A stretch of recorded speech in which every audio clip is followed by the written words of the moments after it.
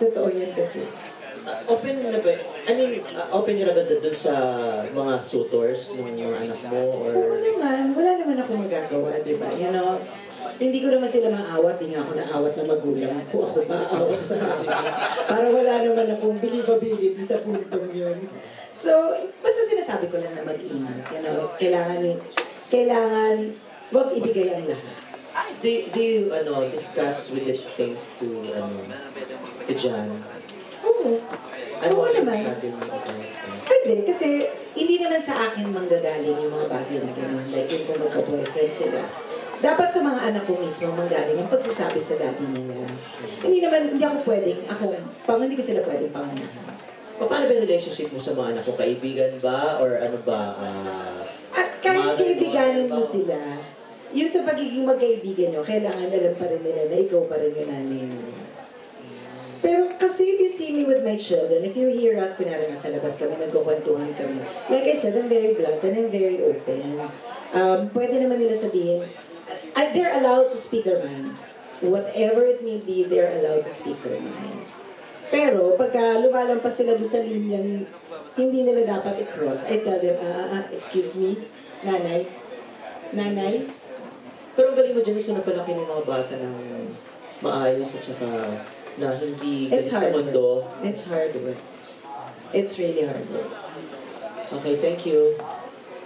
Okay, thank you, Ray. Last 3 questions na tayo, Aaron. Yes, MJ, we have a question from Kuya Mario Bautista. Kuya Mario. Janela, congratulations. It seems this is going to be a very good year for you. Kasi nilolaunch ka dito tapos meron ka pang movie sa Regal na Retreat House.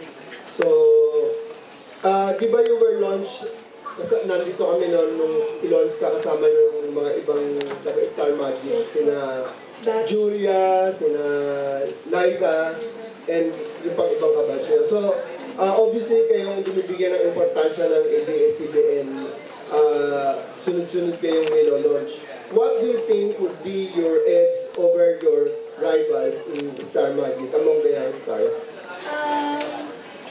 Pag tinatanong po ako nun, lagi ko po sinasabi, siguro ako po yung may passion talaga for music. I really love to sing and perform. Yun po. So, ikaw yung nakakakanta talaga kasi may album ka na ba? Gagawin ba ng album yung Mahal Kita Pero? Hopefully po this year. Hopefully. Anong ginagawa niyo na o may label na wa? Wala pa po. Sana lang po. Sige. Kay Direk naman, congratulations then for coming up with something really different.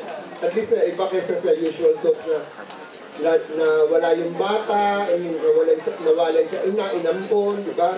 Tsaka dun sa mga soaps na dalawang misis na nag-aagawan sa isang asawa.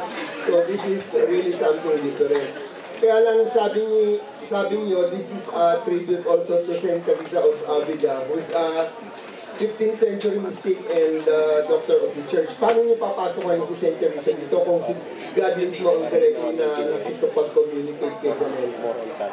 First of all, we have to thank yung creatives for sila yung nakaisip ng programang to, when they pitched it, nakakaiba siya. And for me, kasi Saint Teresa dito, very true to Saint Teresa, na very subtle lang. Simple lang tao si Santa Teresa. Ayaw niyang